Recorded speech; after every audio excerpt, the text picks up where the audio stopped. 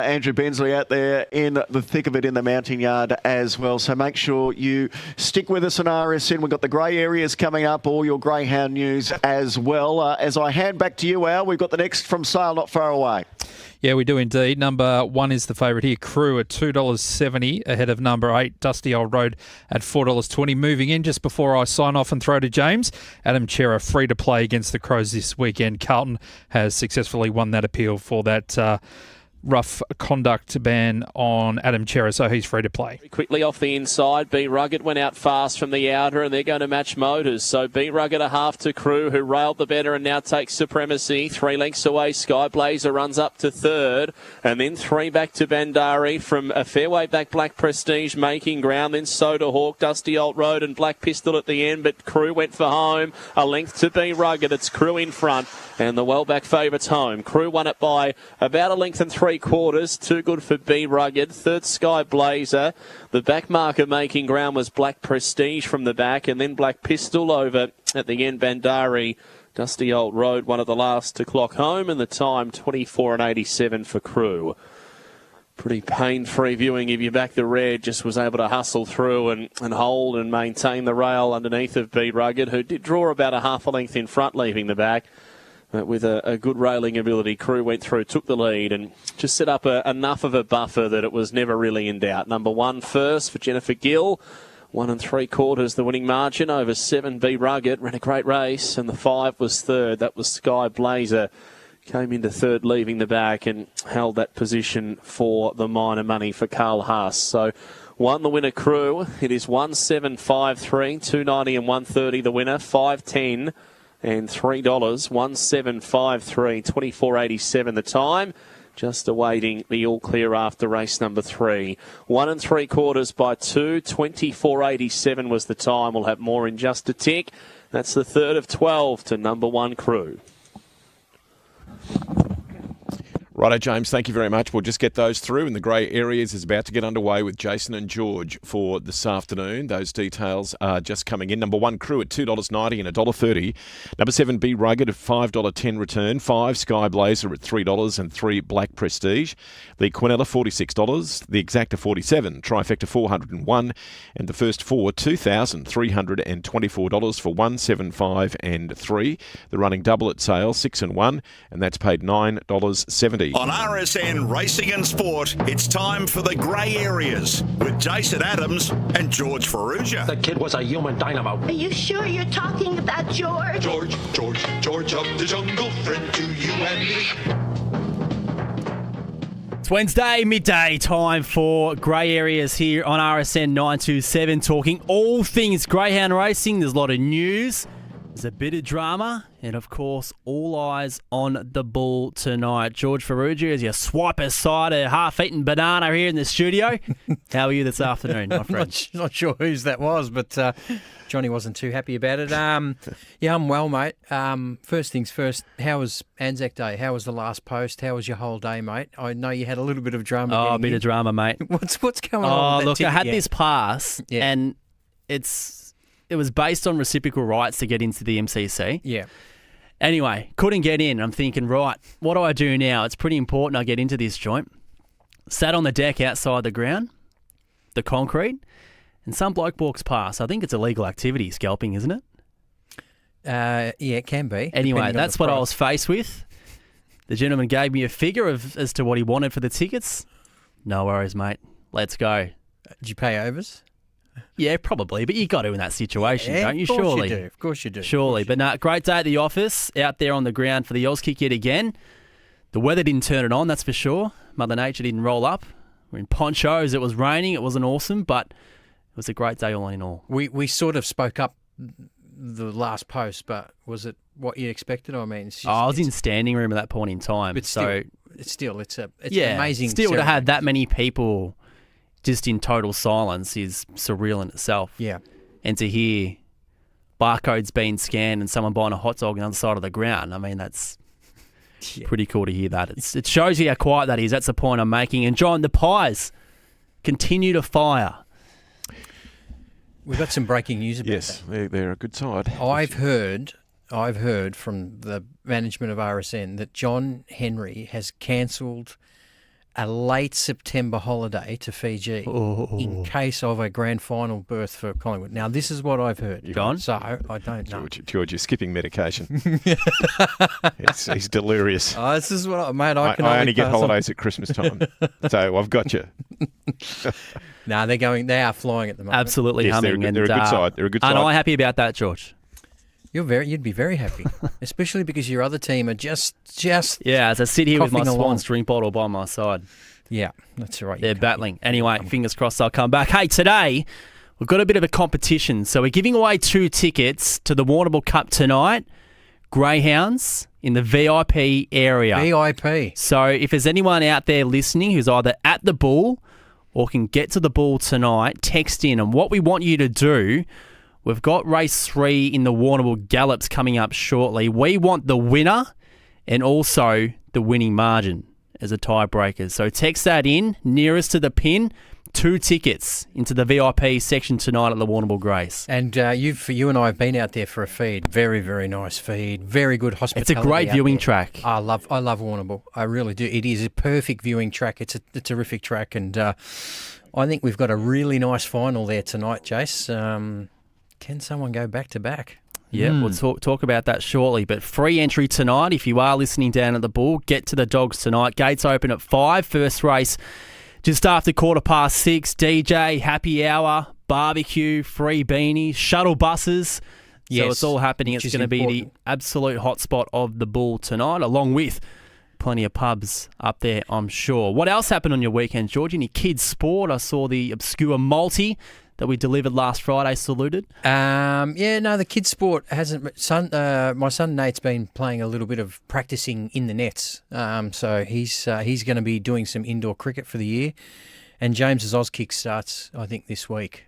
Pretty quiet weekend, mate. Not as eventful as yours.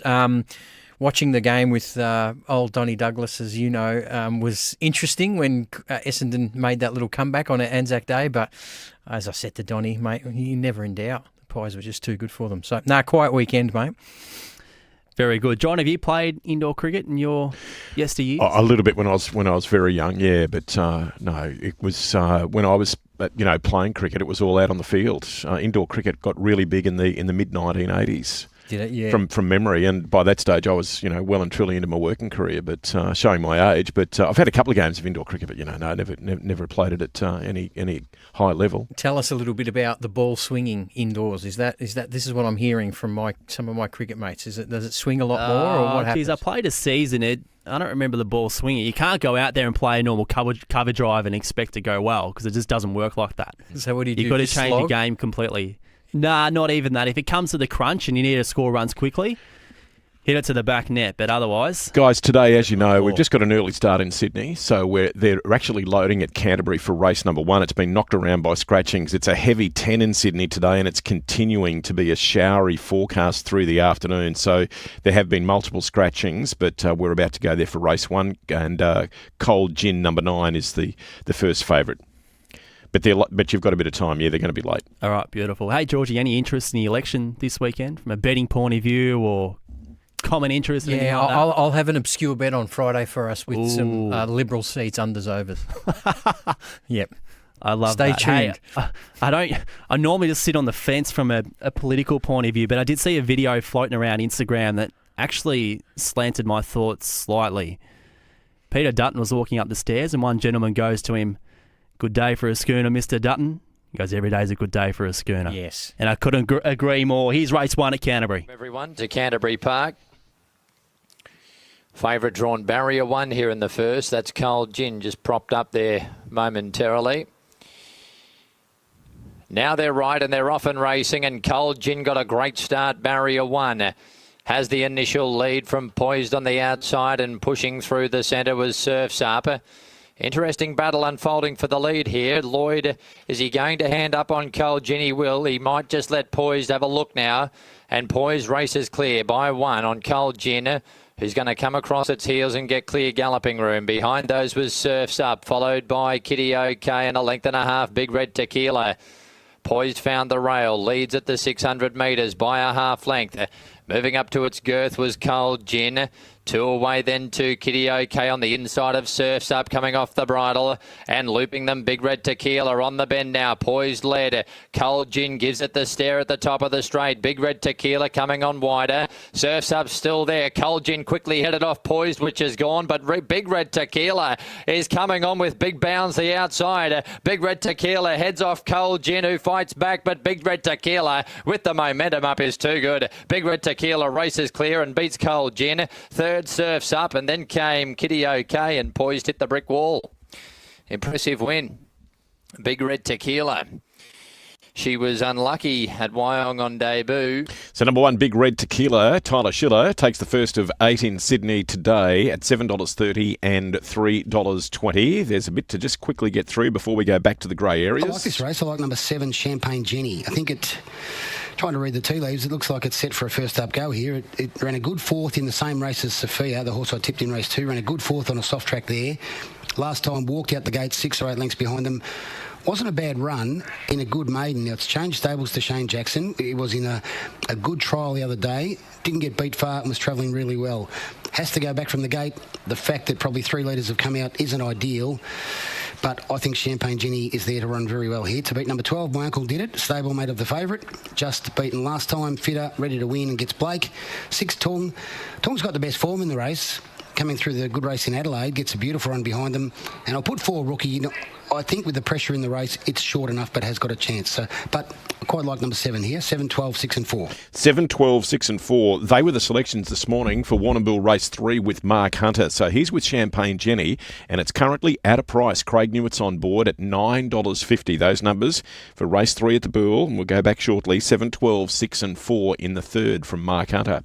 At Canterbury, number 1, Big Red Tequila, $7.30 and $3.29. Gold Gin, or Cold Gin at $1.70. No third div, number 11, Surf's Up, and 2, Kitty OK. Quinella, $6.50. Exacta, $18. Trifecta, $40. And the first 4 has paid $108. And we've got the 4th at the Sale Dogs very shortly at $12.17, Jason. And one of our competition entrants as well is tipped Champagne Jenny in the camp of Mark Hunter by half a length. So a reminder, if you want to win 2 tickets to the VIP area at the Warrnambool Grades tonight, text in with your tip and winning margin in the next race in the Warrnambool Gallops. That is the way to get involved.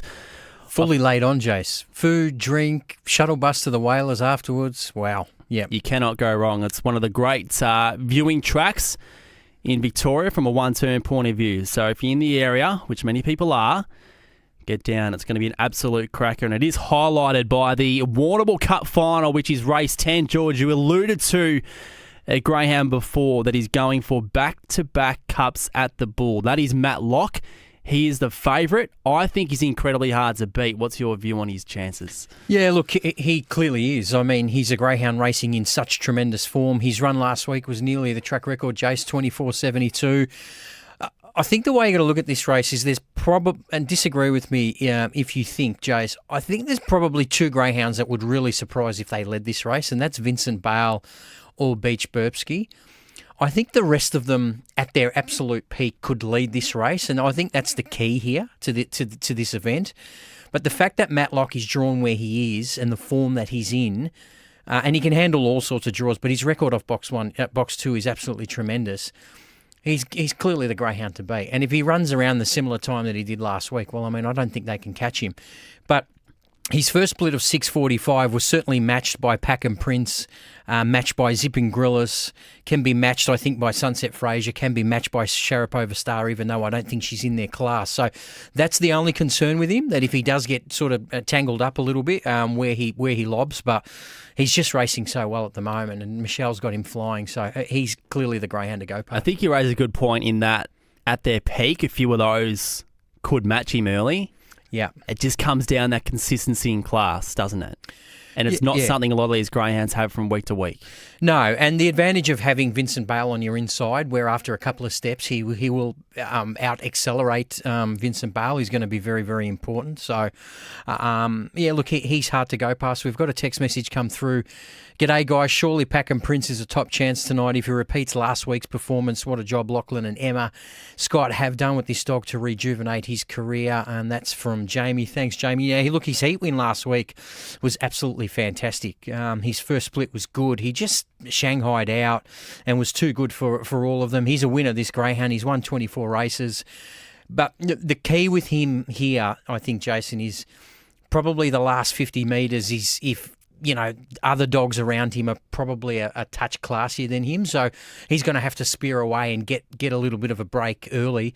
But he's certainly nice value for those that want to have a bit of a crack on him. But yeah, he is. And it's just that difference in getting to a field like this, isn't it? Where you do meet a Vincent Bale, you do meet a Matlock. Yeah. And as good as Pack and Prince was last week, breaking 25 seconds, it's still roughly 3 to 4 lengths off what those other two boys can run. Yeah, and I think the market highlights that. He's at $21, whereas Vincent Bale and Matlock are under the $3 mark. I think Sunset Fraser will have his supporters, Jace, because they've got that 29-second flat run in the back of their mind. I know this is it's not a two-turn track, but look, he's run last week. Surely he's going to improve off Sunset Fraser. Yep, and as much as Vincent Bale and Matlock set really similar times, they do it in different ways, don't they? Where Matlock's going to go to the front, he's going to burn Vincent early, and Vincent's going to charge late. So that's the way that I assume most people will be separating those two greyhounds. Are at the boxes for the 4th race at Sale. The favourites, number 7, Elevate. Let's get on track with Jim. Blinkers, that's Elevate. 24.92 PB will run the clear favourite, just a shade under even money. They're set to bounce now. The green light turned on and they're ready for race 4 at Sale. Set. And they're away and out very fast. Cover drive from the outside. It's going to hurt Lacrosse and lead and give the favourite Elevate a charm run to second, only 3 lengths away. 5 back then to Tiles and Wine from Mikado Jewel as they string out. A fair way back to Indy Bear and then Town Legend, Dr. Ducky, and quick response at the end. So Elevate after cover drive turning, closing at them. Tiles and Wine with momentum. It's Tiles and Wine over the top, hits the lead. And Tiles and Wine, too good, came running away by a length and a half from a photo second. Favourite Elevate gets it just over cover drive. Then a break back to a photo 4th. That's between Mikado Jewel and Indy Bear. And then Town Legend, Dr. Ducky, and quick response was hammered into the rail at the first corner. Back at the tail, 24.85 the time. So Tiles and Wine picks them off and goes one past the other and takes the lead late, drawing clear to win. Number 4 from 7 Elevate. And how about the speed of cover drive? Just came out charging from box number 8, straight across the lead, but did get awfully tired again. Back in for 3rd placing, but sets a very, very frenetic tempo.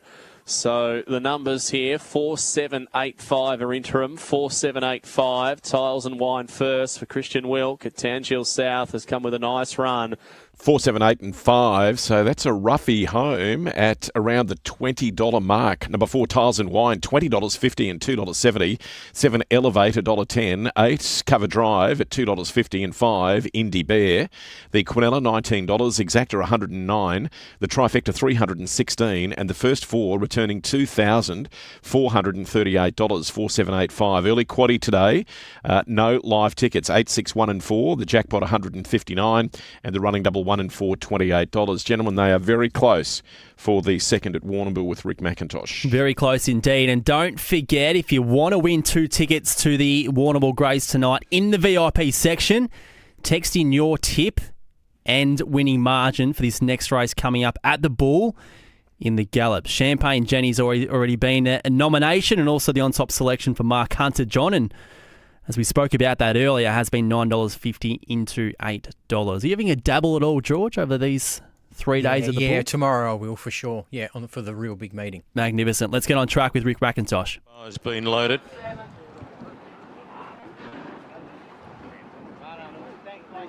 Share the Pennies has gone into line.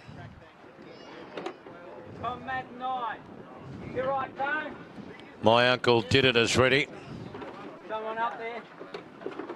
He's electric, Neptunite, rookie, heat of the night, respectability all out behind the line. Thanks, Marto. Great to have your company again, day 2. Rookie, heavily backed here on debut. It's named after a great, great man. Heat of the night goes in. Respectability next. Southwest Roofing. Last one going in riderless is Champagne Jenny. We're ready for action. 1,700 metres. Light blinks. Starter hits the button and they're away and racing. Neptunite began well, so also did He's Electric, and Rookie's on the move up towards the lead. They were followed by Fat Check along the inside of Tung, and My Uncle Did It is there with that group. Shaklisanova is next over on the inside of Dubai Watch, and Champagne Jenny a little bit deeper and a couple of lengths back then to Share the Pennies, who's in company there with Highland Sapphire. Heat of the Night and Respectability dropped out to the rear. They travel into the back straight now, and going around the outside, Neptunite took it up from Rookie, who's happy to move up on the outside to second. In third placing was He's Electric, followed by Tung. Over on the inside was Fat Check, and then 2 lengths away then to Shaklisamova, who's going up on the inside of Dubai Watch, and My Uncle Did It. Champagne Jenny was next, then followed by Share the Pennies, Highland Sapphire, Heat of the Night, and Still Respectability is at the tail end of the field. Leader's getting a nice run. Neptunite a length on the heavily tried Rookie. He's Electric comes up on the outside to a clear third, then Fat Check and Tung being called upon. Next in the race, My Uncle Did It, who's getting to the outside with something to offer. Champagne Jenny's got its back. Dubai Watch hurled along from Shaklisamova. Well back, Heat of the Night, and Share the Pennies and Forget the Others. Fat Check got out of a pocket quickly, went up to take the lead here and kicked hard. For he's a little bit wayward, Fat Check, but he's in front of Rookie and Neptunite. Now Tung's trying to get a wriggle on the inside. He's all over the shop like you at the Bull on a Thursday night. Maybe even sooner, Fat Check, but he's in front. He can see the post. Rookie's coming through. Champagne Jenny's charging. Fat Check needs the line. Fat Check all over the shop. Fat Check wins from Champagne Jenny and Rookie. Fourth placing is maybe goes there too. He's Electric in front of Neptunite. My Uncle Did It. Tung one pace. Then Heat of the Night, followed by Share the Pennies, Dubai Watch, Respectability, and Shaklisamova. Fat Check wins. Going sideways. Still won the great R. Lang. He won a Grand Annual with one first up for 2 years once. Robbie Lang has been training winners of Warrnambool for a long, long time. He gets a 3-year-old by press statement out of our affirmative. Start number 7, got a beautiful run from the inside gate with Ben Allen. He saw plenty of the track in the home straight. Very wayward, but he gets home to win. Out to 1,700, and he gets the money. Should be 2, 7, 4 and 17, and it is. The interim numbers from the judge: 2, 7, 4 and 17. A double yesterday from Ben Allen. The Whiz Kid does it again here for the great Robbie Lang, who, as I said, has got a history of his own here at the Bull. So number 2, Fact Check, thank you, Rick, at $7.20 and $2.40, Ben Allen. 7, Champagne Jenny, $2.30. 4, Rookie, the third place for the favourite at $1.90 and 17. He's Electric. The Quinella, $30. Exacta, $59. The Trifecta, $293. And the first 4, $15,293 for 2, 7, 4 and 17. The running double 12 and 2 has paid $12. If you jump on the quaddie this afternoon with Bet365 at all 5 applicable tracks, you can use Top Tote Plus to ensure you get the best payout for these races. Download the app to see why it's never ordinary at Bet365. Chances are you're about to lose. And Grey Areas rolls on here on RSN 927. And congratulations to phone number ending in 245. Who tipped Champagne Jenny. With the highest place getter of those that nominated. So the 2 tickets to the Bull tonight in the VIP section go to you. I will be in touch. Some other action on the text, George. Tim from Kilsyth, big fan of the show. G'day, boys. Can't get to the Bull, but I think Matt Locke will win the Cup by 1.2 lengths. Good luck all. And also Aston Fantastic in the Stan Lake by 3/4 of a length, which is one of many support acts tonight, George. It makes up a pretty good card there at the Bull. He's being very specific there, Tim from Kilsyth. 1.2 lengths. I like it. Not a length and a quarter. I'm with him in the Stan Lake. I think Aston Fantastic will be pretty hard to beat. It's a good race. Mapunga Rocky, Mapunga Shine drawn 1 and 2. Trifusis was really good last week at $7 chance. Can You All Up is a good young pup, but I think Aston Fantastic might be hard to beat there. There's also a good little staying race, the Jack Daffy Memorial, where Lanfranco, Group 1 winner Lanfranco, is currently favourite, but his kennel mate Ella's Babe is certainly in contention there as well. And Mapunga Surprise, the locally bred greyhound, drawn box 8 in what looks a good 650-metre race. Great race, and it'll be a fair taste to what to expect in Sandown Cup heats in a couple of weeks' time as well. I'll be on Sky Racing 1 before each race tonight, bringing you the latest from that point of view. George, a fair bit to get into before we round out the show. Now, there's one thing that sort of reared its head over the past few days. It's relevant to what we've spoken about here on Grey Areas in probably going back a month ago, and that surrounds Power and Glory, who was a Golden Easter Egg winner going back a number of weeks, and he was engaged in a heat of the Bob Payne at Wentworth Park last Saturday night. So what we saw prior to that race was a really heavy downpour at Wentworth Park, and trainers were given the chance to scratch their greyhounds, which Ken Burnett took up with Power and Glory. So I go back to a conversation we had going back a month or two about trainers having this opportunity to scratch after a downpour. Now, this is a really interesting case because in the Stills report, it says track staff and selected trainers declared the surface safe for racing. However, they've still given the opportunity to someone else to scratch because of the surface. If that's what's in the Stewart report, that doesn't really make any sense to me. I mean, I don't... Look, correct me if I'm wrong, but has that ever happened here in Victoria? Not that I've ever heard. Nah. You're either on or off. Yeah, there's a downpour. The stewards check the track. If the track's fine, you still don't get an opportunity to say, I'm pulling my dog out. I don't understand that. So tell us a little bit more about that story, because he was supposed to trial and has been rejected to have that trial. Well, That's what's happened. Yeah, he was quoted in the story in the Greyhound Recorder that summed up what happened on Saturday night. He scratched for precaution. I mean, it's not critical of Ken Burnett one little bit because he's had the opportunity to do so. However, because he's made that decision, he's had a 10-day stand down, which is natural for most scratchings that occur in greyhound racing. You can't be engaged for the 10 days following. So his expectation was that he could go to the Meadows tonight and trial. However, because he thought it was going to be a non-penalty. I assume so. Yeah, sort of like what we have with the heat. The heat thing here in Victoria. So you can't have an official engagements when you're under penalty. Yeah, I just don't understand how it was safe to race and then but we still give you the option to scratch. I mean, like you said, so was that for everyone else from races 6 onwards? Or what was that? I think it might have been for that race specifically.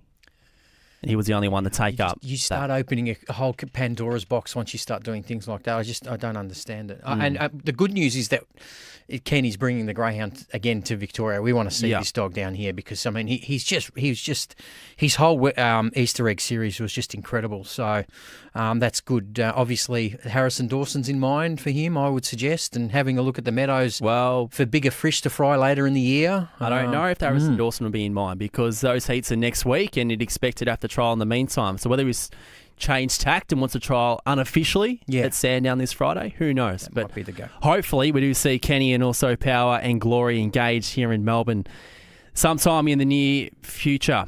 Okay, Sandown Park tomorrow night, George. Metropolitan Racing turns that way after the Warrnambool Cup tonight, and the free-for-all is probably the highlight of the card, albeit a 6 greyhound field being race 4. We see the likes of Flying Zulu, Motion Sensor in what's a pretty good contest. Yeah, and the greyhound we tipped last week, who was really, really good, Paul Kwan. We mentioned Jace. His acceleration is absolutely fantastic, but so that is a good race. But does he have the might to beat Flying Zulu, who absolutely eats up Sandown Park? Will be interesting. For my tips, Jace, I'm starting early. We usually try to keep away from the grade 6s or grade 7s because I still think it's greyhounds they're just plying their trade and learning how to race. But I think race 1, number 7, Select Early. Early will be very, very hard to beat. I think its last 2 runs have been good. Finished behind My Lada and then behind My Boy Ringo, and both times showed really, really good early speed. I think it can get a nice soft lead here again and then be hard to beat. So race 1, number 7.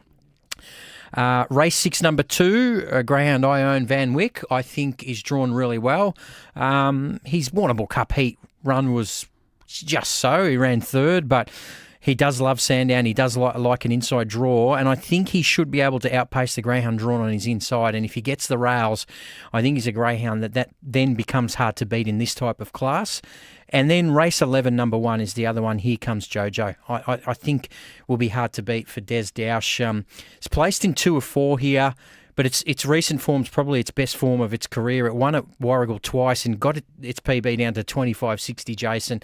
Only got beaten a length last start at Sandown in 29.63. Got enough early speed to hold some forward momentum and be hard to beat. Race 11, number 1. Magnificent. And before we round out the show, we touched on a topic last week that was... topical, pardon the pun, but support races over 700 metres leading up to the Sandown Cup, because there isn't any special events advertised, and that's exactly been the case. So the explanation to that is it's just basically a reaction to the behaviour of trainers and the way they nominate these days, because in any special event, regardless of the distance it's being put on, in most circumstances, people want to avoid it with the fear of running into good greyhounds. So the average nominations for these special events over 700 metres in the city recently in their last 5 nominations have been 5. So, yeah, I mean, we've got a good staying race at Warrnambool tonight, and hopefully they'll all go to Sandown next week. But I mean, that's the key. I think hopefully we do get a race on before the Sandown Cup heats kick off. So, yeah, but I understand. Yeah, and there's no set rule to it. It's just, the nominations, and depending on whether you put a special event on or a mixed 4 and 5, it can be a little bit tricky. So, yeah. Yeah, no doubt we'll speak about it more over the next week. But that's a wrap for Grey Areas. George, thank you.